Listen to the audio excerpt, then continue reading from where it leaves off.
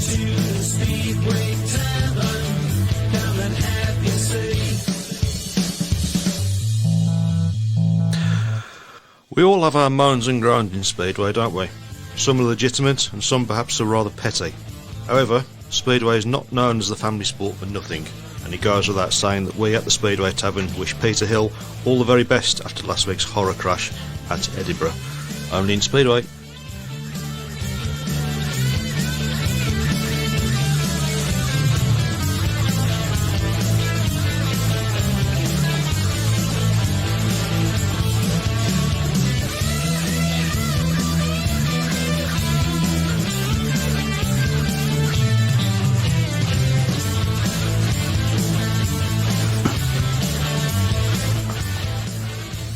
Well, good evening and welcome to the Speedway Tavern, still the only fully interactive podcast. And still the best one. And still the best one, absolutely. And the most handsomest people, apart from Mike.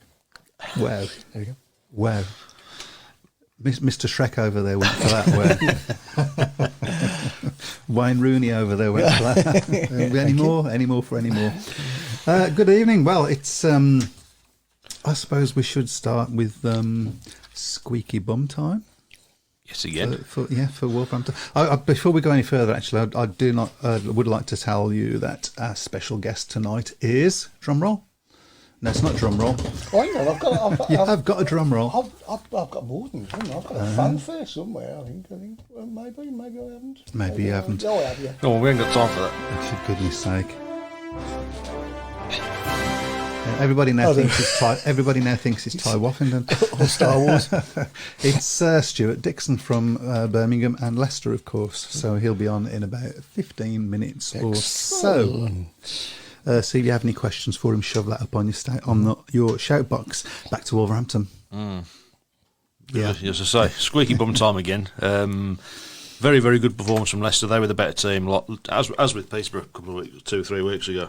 Really, they should have won the meeting. Wasn't a very nice way to win the meeting. A really horrible crash in the last heat with Max Frick. He just seemed to lose control coming out of the last bend. They'd got the meeting won. You know, they were obviously going to get the suit. They were going to get what they needed in the superheat. But I mean, the track was very, very difficult last night. There was a couple of riders that were losing control coming out of both the first bend and the last bend as well. I know that obviously had issues in the build up, obviously with the weather, but no excuses. I think it's the same for both teams. But again, good strength of character from Wolves to sort of dig in and pull the results out of the bag. But with a bit of luck, yeah. With a bit of luck, and obviously a lot of people talking about Rory Schline's very good start in 13 and 15. Yeah, I did hear that. It was difficult. I mean, I stand fairly close to the tapes, and it was. At first glance, it was difficult to see whether he actually just made a brilliant start or whether he had got a roll. I'd love to see it back, to be fair. I haven't had a chance yet, but it's more points in the bag. Leicester obviously get the points there. Obviously we'll be talking to Stuart DICKSON in a bit, won't we? I think he'll have been disappointed in the end that they didn't get the. Yeah, I will ask him. Meeting.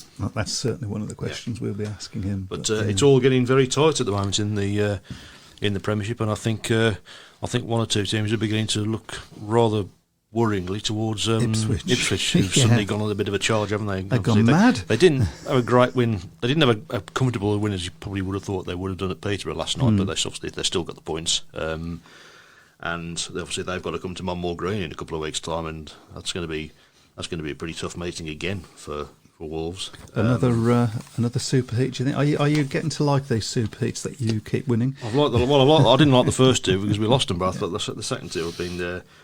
But they've obviously got meetings. They've still got two-way meetings. They've got to go to Kings Lynn and they've got to go to Leicester. That's going to be a pretty interesting key one. Yeah. And they've also got Kings Lynn at home as well. And Wolves at home. Kings Lynn away and Wolves at home. Yep. So it's going to be. I think that's probably going to be a big advantage for Ipswich, the fact that they've got Kings Lynn in twice. So, have Kings Lynn actually managed to win a match yet this year? I don't think they have they? I don't think they have. I'm not sure. Somebody out there will tell us.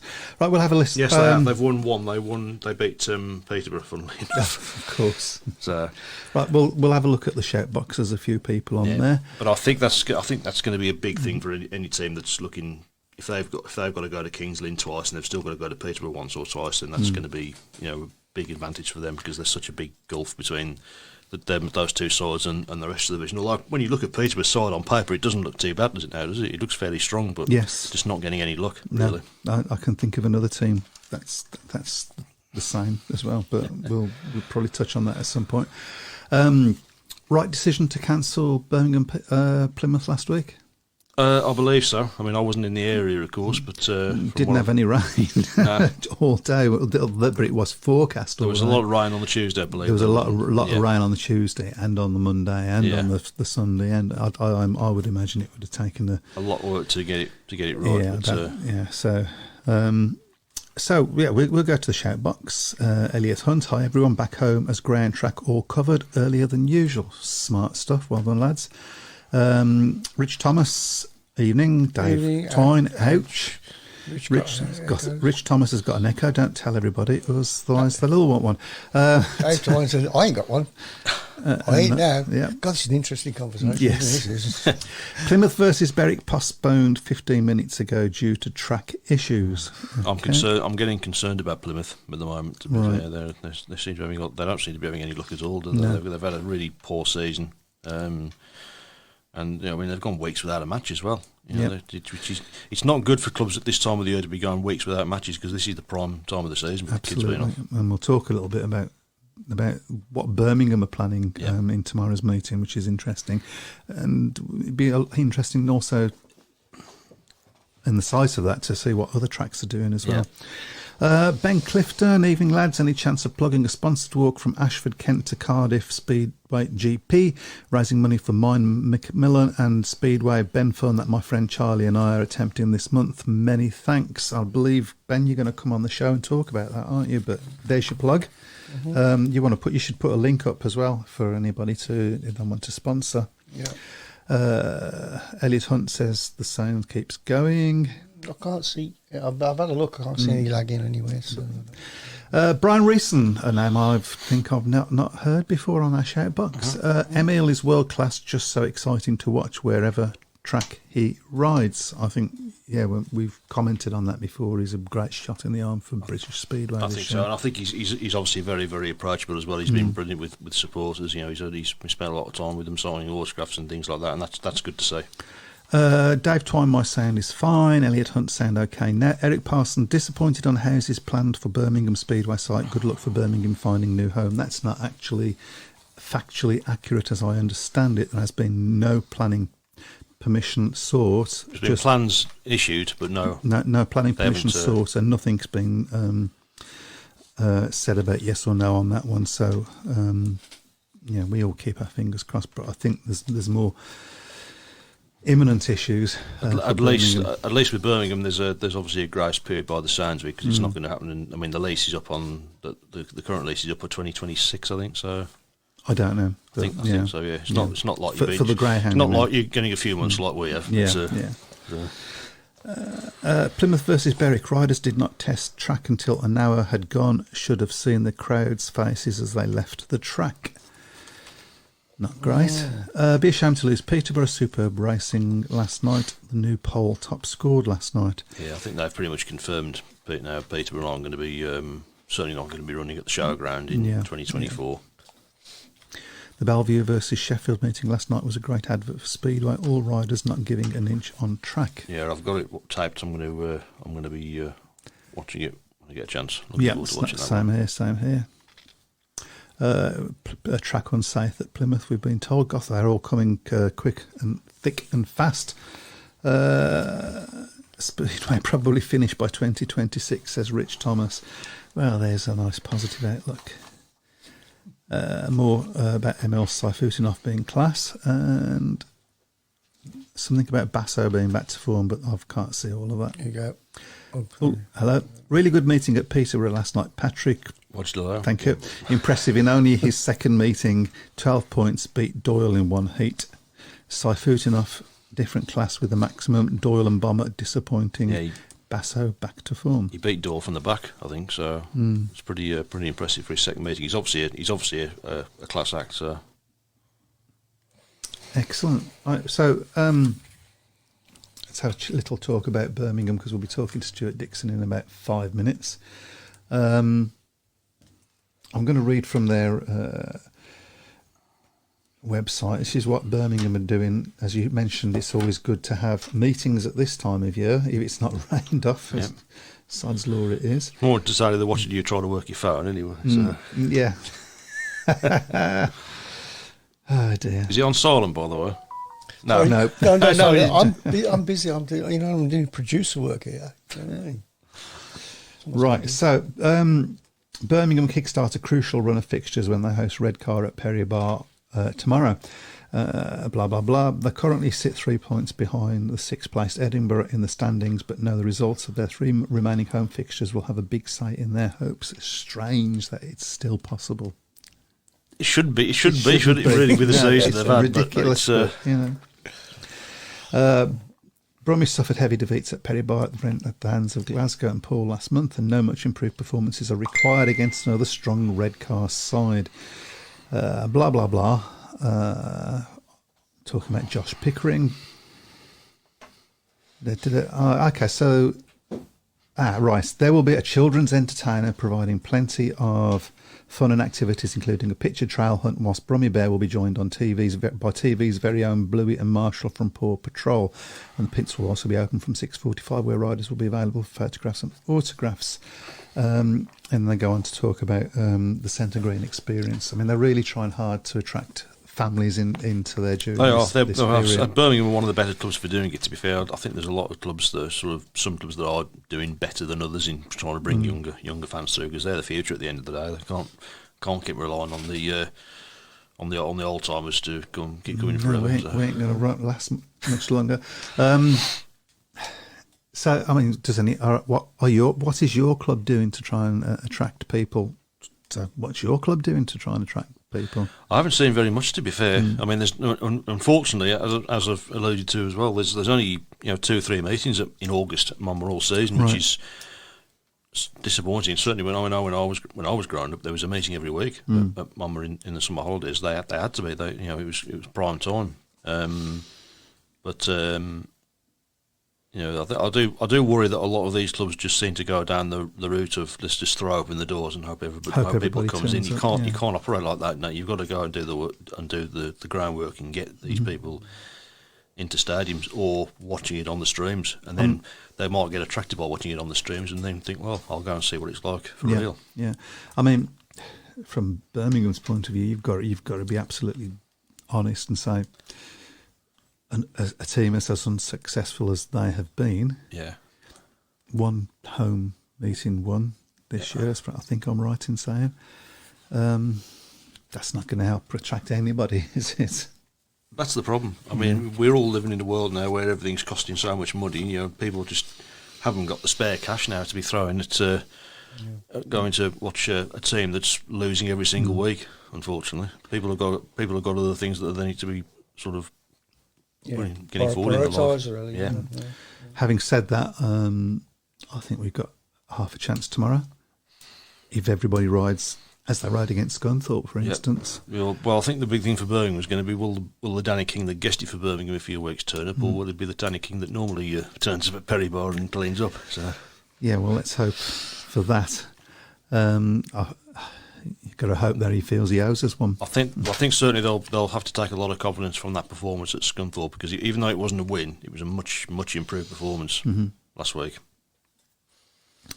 So should Ryan Douglas move tracks? I've been asked to further his career. Simon Corbett He still hasn't mastered it yet. I thought he was about 12 months ago, but he seems to have sort of slipped back a little bit. I mean, he was brilliant at Peterborough. He got a paid 18-point maximum, but he always rides Peterborough very well. He's good on the big tracks, but still find it a little bit lacking on the small tracks. And I think the same thing with Leon Flint as well. He's he's had a couple of years now at Monmouth, and he's still not consistent enough around the track. And you would think after 2 years, it's all very well saying, well, he's used to the bigger tracks, but he's been riding on the small track for quite a sustained period of time now, and if he's going to push on as a rider, he has to improve that.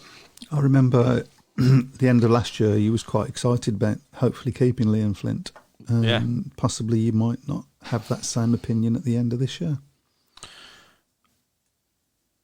I've got my doubts about him now. To be fair, he hasn't kicked on in any of the divisions. No, he's not. He's not had a great season for Berwick, has he? Really, but that happens, though. I mean, that happens. Yeah, but it's concerning because he's definitely got. I mean, you'll know yourself from when he rode at Birmingham. He made such a huge impression that season that he rode for Birmingham. Okay, yes, it was in the National League, but you were thinking then, this guy's got the potential to be a really, really big star. And I think I know I was delighted when Wolves signed him. A lot of Wolves fans who didn't know much about him when we signed him, we very quickly sort of looked at this guy and thought this guy's got the potential to really kick on, and he hasn't done it as of yet, unfortunately. Well, hopefully there's still time. Yeah, I mean, he's one of my favourite. Yeah, nice guy, really nice guy as well, Leon. Michael Duke says, I take my 7-year-old daughter every single week down Perry Bar. They do a brilliant job with the entertaining and the Cubs club. She loves attending, so that's brilliant. Good. And on that note, if all the technology is working, we should have Stuart Dickson on the phone. Are you there, Stuart?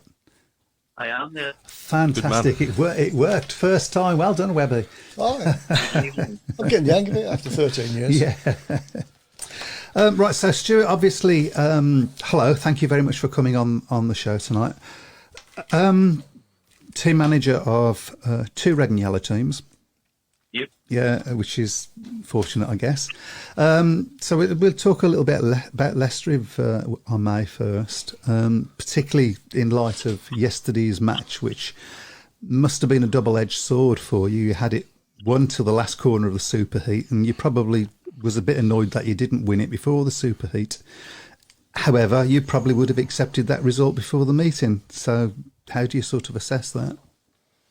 Yep, I don't think you're far wrong with your comment. When we were 8 points up, I always felt that Wolverhampton would come back in it because they had a run of gates 1 and 3, which were certainly more advantageous than 2 and 4 on the night. For both teams, obviously, we get a fair share of 1 and 3 as well. Mm-hmm. But I had looked at the programme and I thought they were going to come back in it at some point. We had, I don't want to use the word, we were unfortunate. We lost a couple of points. We won a 5-1 in Heat 2, and Jake Allen lifted on that last bend as well. Max Frick obviously done it in the super heat, but as much as it was disappointing to knock him away with another extra point, we got 2. It was more a relief to see Max Frick up, even though he was a bit bloodied about the nose. He was a bit stiff and sore.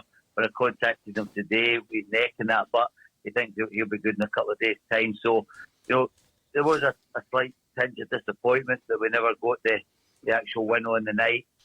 But we got 2 points, and as I say, most important was Jake Allen and Max Frick both walked away from the scary-looking crash. Yeah, absolutely, absolutely. And I imagine as well you was pleased with the sort of response given the Ipswich loss at home as well. Yeah, we were. It was intriguing to find out, how we're going to bounce back. I'm glad that we did. The Ipswich one, as I said at the time, was a one-off. We had about 4 or 5 riders who just all in the one night decided to have an off night. These things happen, but you don't normally get as many at the one time. I think the riders from my team showed their character under challenging conditions last night, but both teams gave it a right good go, and the track did get better to make it on.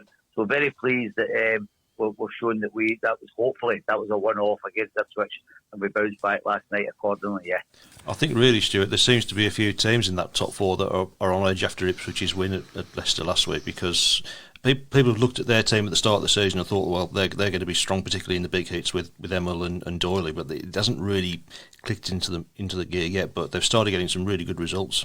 I think the difference has been is when Danny King scores. And I'm not a prophet, Danny, but when he scores, they're a really, really tough team to beat. Eric Riss on last night's showing looks as if he's now beginning to come to the party. They have made a late charge, and I would say I keep an eye on all the fixtures. I know they've still to go back to Peterborough, they've still to go back to Kings Lynn, and so they've got meetings there. They'll be targeting more away wins. I suppose it's good for the league in general. You get 5 teams looking to go into 4 places, and that simply won't go. So somebody's going to miss out. So we can only keep doing our job at Leicester, and we go into Sheffield on Thursday night. looking to see if we can keep it as close as we can there as well. But it's getting exciting, definitely is, yeah. And you've got some tough matches to come up as well, really, because you've still got to go to Bellevue as well. And, of course, you've got probably what might be a key one against Ipswich as well. Yep, we're going to go to Bellevue. We will be holding a 14-point lead on that meeting because we bet them 52-38. So, at worst, I'd like to think we can get a point there, which these what I call the hidden point, the aggregate point. You go to a track and maybe you lose or whatever, but you come away with a point. They can add up and make such a difference to the league table. As you say, we'll still go to Ipswich as well. I think the aggregate bonus point will certainly be out of the question there on that one. But if we can go there and put in a much better performance, it'll be good.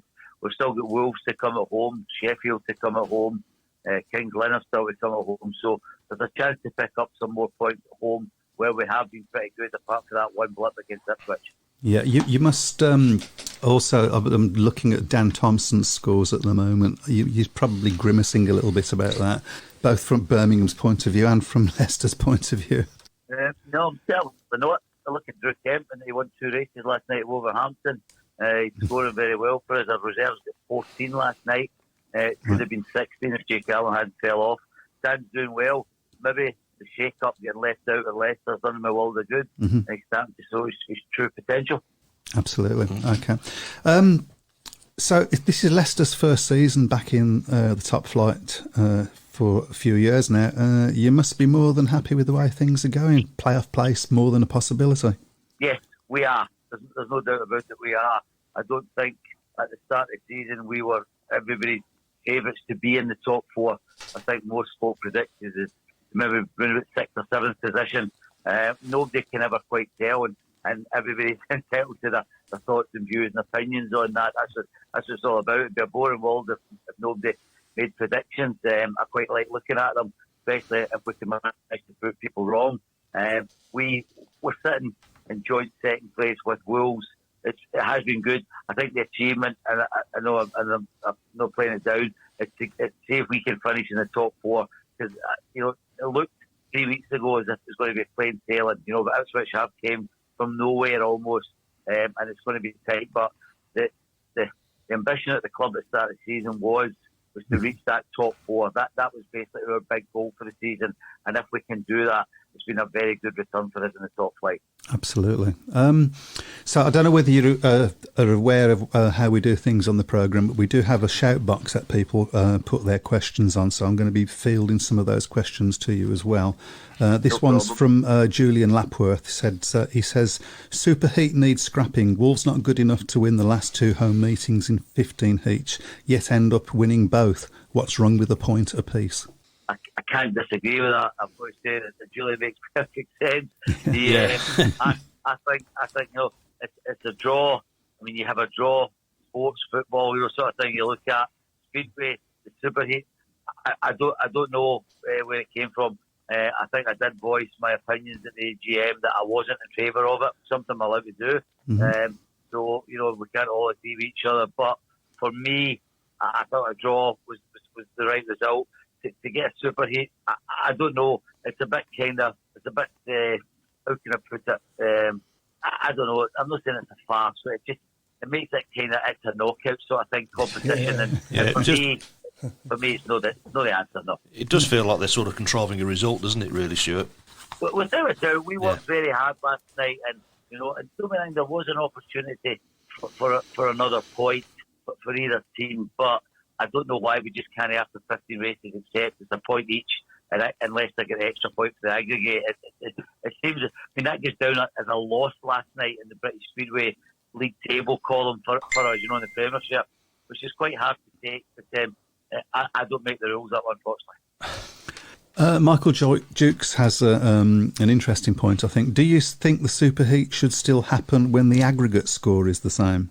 I think there's maybe more need for it then, if it has to be. I think that's maybe something we could certainly look at, but for me that's all it would be for. If there's an aggregate score, then if a Superheat, if it's 90-90 after 30 races, I think it makes more sense then, I've also had a question that I'm not actually going to put to you, but I feel I should comment on it. There's a gentleman on our Shoutbox wants you to make a comment about a statement that Chris Harris hasn't yet put out. So I can't, with all honesty, do that. But that's why I'm not putting it to Stuart, because you're asking him to comment on something that hasn't actually happened yet. No. So yeah. Okay, Michael Duke says Poland misses a trick with some sort of superheater runoff when the aggregate score is the same. So, yeah. Let's move on to Birmingham, if I may. Yeah, you joined Birmingham, 4 or 5 weeks ago now, something like that? Doesn't time flow when you're having fun? Yep. Now, we've got a tough match against Redcar tomorrow. How do you see that? Is that a must-win for Birmingham? Yes. Simple answer. It's a must win. We know, looking at it, they're a good side. I think they've got a very good heat leader trio. I noticed Conor Bailey. In fact, I actually watched the meeting, the Eurosport meeting on YouTube earlier on tonight. Conor Bailey riding for Bellevue, racing really, really well. Jason Edwards, I like Daniel Hume. They've got a good team. They're going to come to Perry Bar. Let's not make any mistake. They will be targeting away win. That's just the nature of the business when you look at the league table. They'll be targeting away win. We need to give a sort of Berwick-like performance we gave in my first meeting. And if we can all right to our potential, I think we could cause an upset, yeah. Okay, so, I mean, I feel exactly the same. But we sort of need the good Birmingham to show up and not the Birmingham that sort of showed up against Poole, really. Yeah. Yeah, without a doubt. I mean, we every manager will tell you the same thing. You're striving for consistency. I think a rider will say that as well. Paul Stark drops to reserve tomorrow night, and he's got a big part to play in the meeting. He was on a new engine, I believe, at Scunthorpe at our last away meeting a week past on Friday. He looked a bit much more on the pace, and he's got not just him, the other 6 riders too, but single him out because he should not be at reserve the calibre of rider he is, and he should be looking to have a good night for us to stand a chance of winning tomorrow night. Absolutely. I think really, Stuart, as well. I mean, the Brummie's last performance obviously was at Scunthorpe, and it was a defeat, yes, but it was a much improved performance, and certainly Birmingham's best away performance from the season. So you'll be taking a lot of positives out of that one, I would have thought as well. We did. We gave Scunthorpe a bit of a fright. First 7 or 8 heats. They'd done a bit of grading, extensive grading after, I think, heat 10 or whatever it was, and they slickened it off a little bit. I think that was for them, which is their prerogative. They can do that. I've done stuff like that at Leicester before, and they pulled away from us in the latter heats. But MD was at that meeting. You wouldn't think, it was a 12-point deficit scoreline. We lost. We gave a good account of ourselves, and we need more of the same.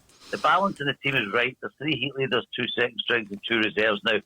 When you look at it on paper, it's right, but the riders need to perform to their true potential for it to work. Have you been able to sort of put your finger on why it is that sometimes they do and sometimes they don't? And I think that's the $1,000,000 question. Anybody can answer that.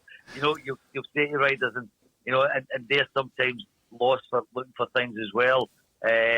So it does happen. They will use the word that they're trying to find consistency. I don't know much about engine setups, anything like that. I don't kid on that. That's one thing. The team manager, I know my remit doesn't go as far as that. There's some managers are ex-riders and they can maybe advise a rider on that.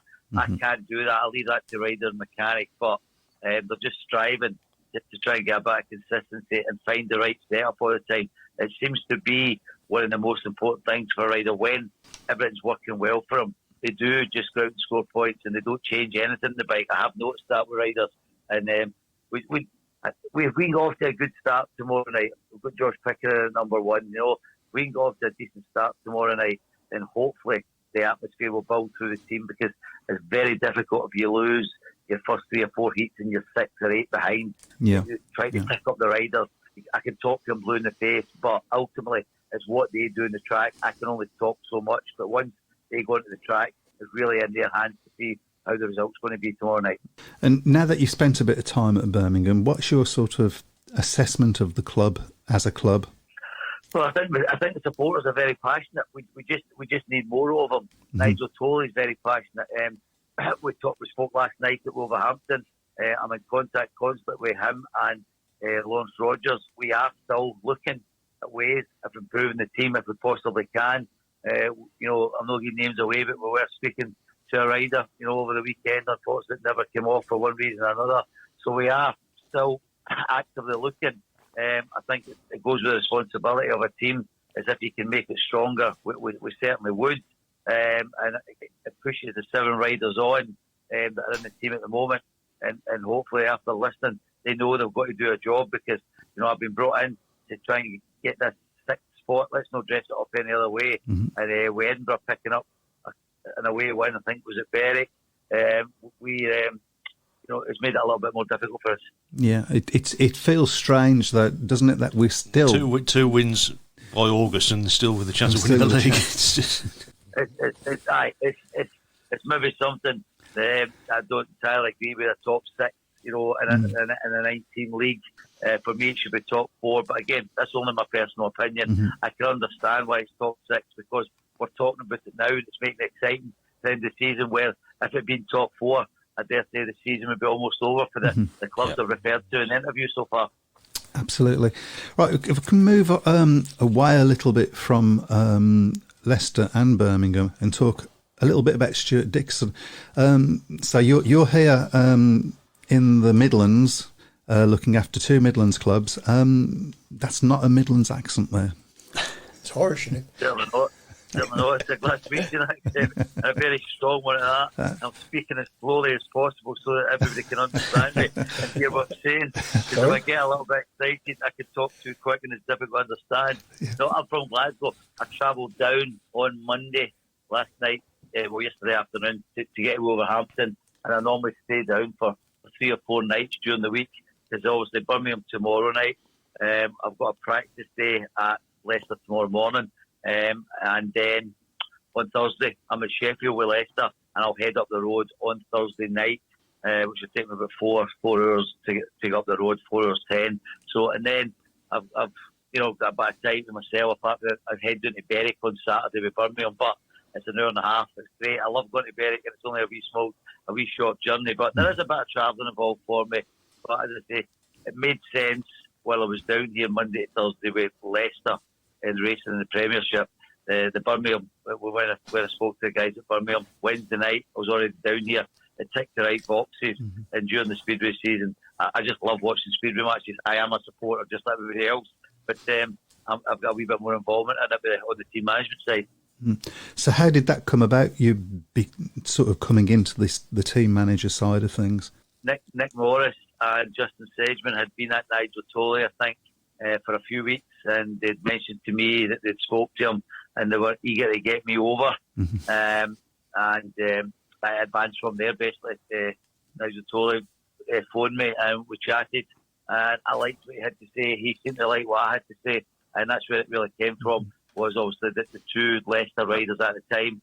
Obviously Nick's not there now for obvious reasons, but that's where it came from. So obviously my Birmingham accent isn't helping things at the moment. So what I actually meant was, how did you actually come into being a team manager in the first place?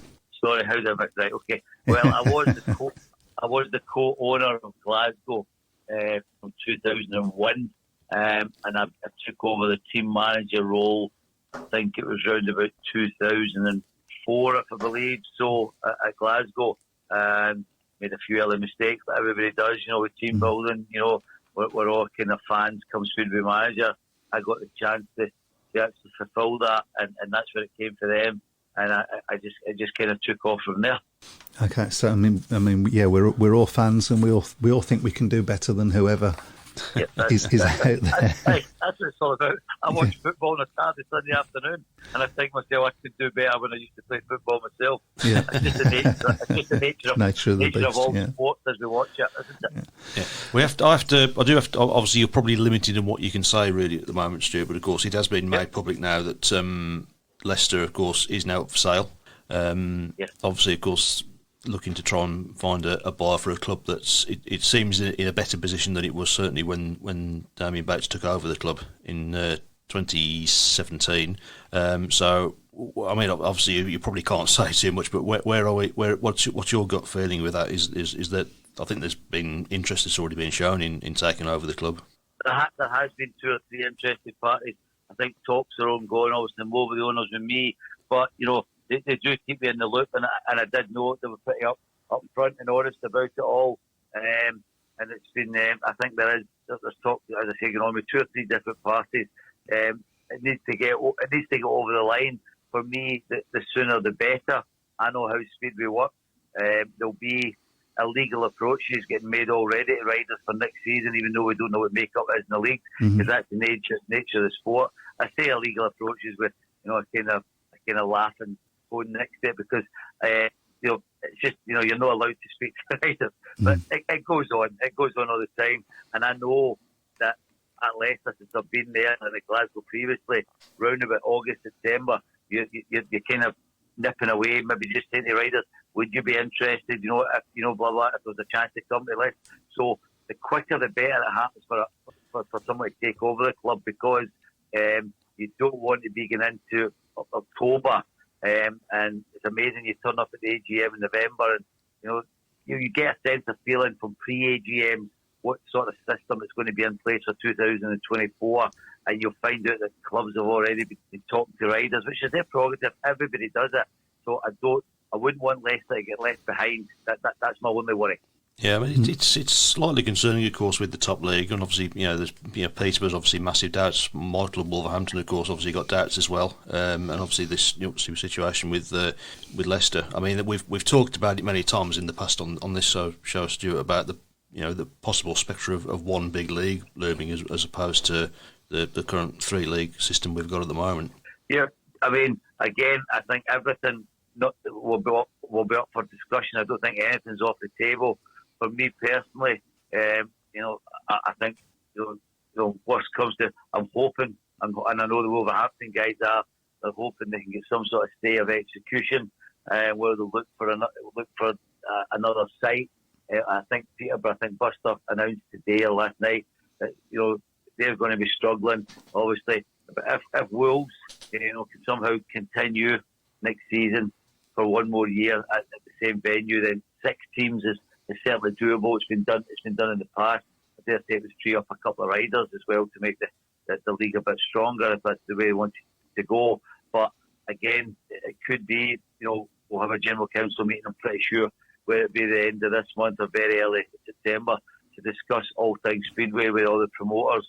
And I dare say the topic of one league will come up. For me, there's not enough riders. There is not enough riders, and also I've got a fear that we could lose riders to going abroad, because some of the riders at the moment who are, say, 7-8 point riders in the Championship and maybe a 6 point rider in the Premiership, they're making I think a decent living out of the racing, maybe 3 or 4 nights a week. If we take that opportunity away, rightly or wrongly, then there could be a snowball effect that they go looking for racing opportunities abroad, something that slightly concerns me. Yeah, I mean, it didn't really. The one big league, of course, was last tried. I mean, I can remember the last time it was tried back in the 90s. It only lasted for 2 years, and it really didn't work in the end. I think there was just too much of a gap between some of the teams that had come up compared to the teams that had come down from the top league. I remember, I think it was about 95, 96. Yep. Glasgow were part of it. I was just a supporter at that time, but it was difficult. You still with what I call the elite league teams that were holding all the top. I think Glasgow done actually finished 6th or 7th. And a big 18-team league or whatever, around about that number, but we were never going to win it. And for me, I don't know. It didn't. It didn't work for the reason it didn't continue. But there's going to be a few smarter people than me around the table when we have discussions, and hopefully they'll have some ideas of what we can do. I mean, I know we say it every year. It's almost as if we need to totally restructure, but it's easier said than done. I could write down ideas and take it and present it, sort of thing. I do have ideas, but there's always somebody who will counter it, and that's not being negative or trying to be disrespectful, but it's just sometimes you don't realise what you put forward. There can be pitfalls, and that goes for everybody wants us to prosper. We know that, but not just as easy as that, unfortunately. And finally, thank you very much, by the way. Finally, I would be remiss of me not to mention, and I've left it right to the end, so you can duck and run away if you want to. and I imagine there's not a lot that you can say, but obviously Nick Morris is a word that is a name that looms high at the moment in both Leicester and Birmingham. Is there anything more that you can say about what's going on there, and do you think he's going to be able to return to British Speedway? Yeah, I can. It's obviously, you're right, I can't say too much about it. I believe the hearing was put back at the request of Nick's solicitor. I think it's next week. It might be next Wednesday, if I believe, a week tomorrow. I'm not 100% sure, but I think that's what it is. On the side of what happened, I can't comment too much. I was at Birmingham, but I wasn't in the room when the test took place. Obviously, I've heard conflicting stories like everybody else has. Me and myself and Nick go back a long way. I brought him over when he was 15 from Australia to race for Glasgow Tigers. He raced for boxing initially in the National League, then he raced for Glasgow the following year. We won the league. So we go back a long way. Obviously, there's been an error of judgment somewhere along the lines in Nick's part, and I can't really say too much more than that. I think we just need to wait until we find out the true findings, hopefully within the next week to 10 days. Okay, that's great. Thanks very much. I think we'll leave it there. Thank you very much, Stuart. It's been a great interview, and I will probably see you tomorrow. If you want to come and say hi to me, I'll be standing on the first bend holding the red flag. So. Red flag. First bend, red flag. That's me. See you tomorrow night. Cheers, okay, you take care. Good luck tomorrow. Thank you. Take care. Cheers, Stuart. Cheers, mate. Cheers. Bye-bye. And you won't be doing much more than that, will you? Pardon? Sorry. I thought it was another good interview. That was great. That was great. That was great. Yeah, it was quite interesting. And I can see that Matt's busy scribbling down rapidly, getting ready for the fixtures. Yep. The fixtures, and I've usually got them written down by now. I suddenly remembered. And we're getting on a bit in more ways than one. Okay. So, shall we have a look at the... Oh, dear. No, let's not. Shall we have a look at the league? Apologies, obviously it is a bit small, but there was a lot of matches and there's a few more people coming on. I told you before, size is not important. Crikey, where are you? So you're on 101 then, Mike? I'm at number 101. Yeah, not far off that. We're on 125. And I'm still 24. So Rich Thomas is now the new leader. We've had about 5 or 6 different leaders so far. 156. Simon Corbett's just prowling in the shadows there. 155. Gordon Gamble 153. Andrew Garner 153. John Bird 149. Kev Lilly 148. Nick Matthews 148. I think it's been the most competitive and most successful season. Yeah. Done. Yes. It's going to go to the wire, isn't it? Yeah. It is, yeah. Is Simon going to get the hat-trick, or is somebody going to finally wrest it away from him? Not if I can have anything. I don't think you're going to be a danger to be moving forward unless you get every single fixture right between now and the end of the season. So. I was more thinking I think it's about going to be between me and Matt for a top presenter this season, I think. I'm not far behind Matt. Yeah. I think I'm locked in a battle to be the top person in my family at the moment. Which I am losing, sir. I at least have got that. Right, shall we get on with it? Right then, let's get on with it then. Okay. Poole against Oxford in the Championship. I believe it's you to start this week. No. Just a minute. Yeah, Poole against Oxford. Poole versus Oxford. I will go for... That's a tough one to go for, that, isn't it? I'll go for Poole by 4. I'll go Poole by 8. I'm going to say Poole by 8 as well. Ooh. Okay. Next up is Birmingham against Redcar. Oh dear. That's up to me. That's up to you. I'll go Redcar by 10. Where? Called himself a Brummie? Yeah. Actually, I'm from the Black Country.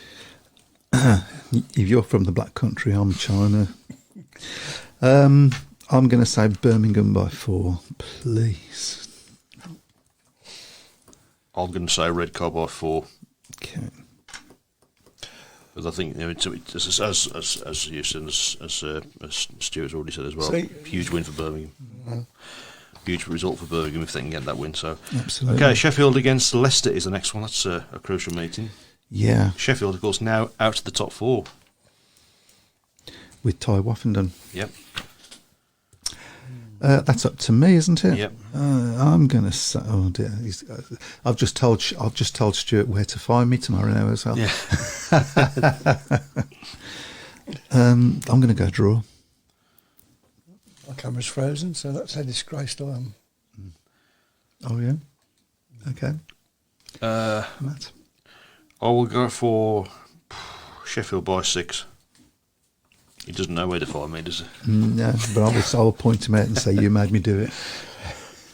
I'll go Sheffield by 10. Okay. Next up is Ipswich against Kings Lynn. Really trying hard, aren't they, Ipswich, to get in that top 4? It's up to you, Matt. Ipswich by 20. Ooh. Ipswich by 18. Ipswich by 24. Okay. Glasgow against Plymouth is the next one. Is that up to me? Yes. Glasgow by 10. Glasgow by 16. I'll go Glasgow by 16 as well. Okay, next up is Redcar against Edinburgh in the Championship. And that's up to Mike, is it? It is, yeah. Redcar by 12. Redcar by 10. I'll go Redcar by 8. Okay, Scunthorpe against Poole is the next one. And Matt? Poole by 4. I'll go Poole by 10. Poole by 6. Okay, Workington against Kent in the National League is next. That's you, Chris? Workington by 6. Kent by 2. Workington by 4. Okay, Berwick against Birmingham in the Championship. I don't think we've ever done very well at Berwick. Difficult track, isn't it? It's never been a very good hunting ground, I don't think, for Birmingham. For anybody. So given that being the case, I'm going to say Birmingham by 4. I'll go on Berwick by 8. I'll go Berwick by 12. Hope, as they say, And springs that will be followed eternal. by the National League match between Berwick and Leicester. That's what's a Matt. Berwick versus Leicester. Leicester by 10. I'll go Leicester by 14. Leicester by 10 as well. Okay. Plymouth against Redcar is the penultimate one. That's up to me, isn't it? Yep. Redcar by 4. Redcar by 6. I've gone Redcar by 12. And lastly, of course, Monday, the British final. Yeah. So we'll do the same thing as we did for the World Cup. 1 point if you get a win, if you get the winner right. 2 points if you get the top 3. 3 points if you get the top 3 in the right order. So you want the lineup now, don't you? Yeah, exactly. always, yeah. Right, this is the lineup for the British final on Monday at Bellevue.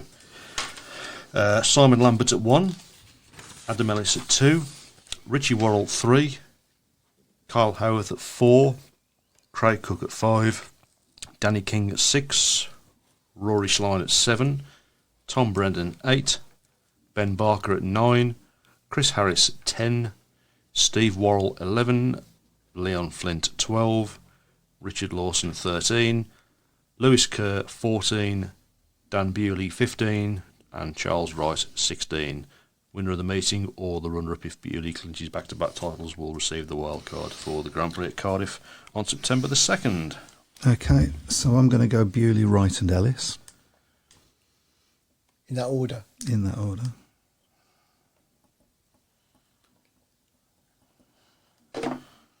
I'm going to go for Dan Bewley to win it. I'm going to go for Charles Wright second. And I'm going to go for Danny King third. Nearly did say Danny King. Yep. But I just want to motivate him for tomorrow. Yep. I'll go slightly different to that. I'll go Wright, Bewley, King, in that order. Charles Wright could spring a surprise because he's had a good season. And of course, he rides the track every week, doesn't he? So, and that completes our predictions. So, obviously, if you've not already put your predictions up, and we'll get them put on the table, and it'll look even smaller next week. Excellent. We should say thank you to everybody for Taking part, yeah. taking part. We do. We should mention it is the Nigel Pearson Prediction League for obvious reasons. Yep. We've got Bewley, Wright, and Kerr by Craig Smee. Interesting. Okay, right. We have a Grand Prix. We do. It returns to the forefront after the World Cup, of course. The FIM Speedway Grand Prix heads to Latvia for the first time since 2017 as it makes its debut in the capital city of Riga.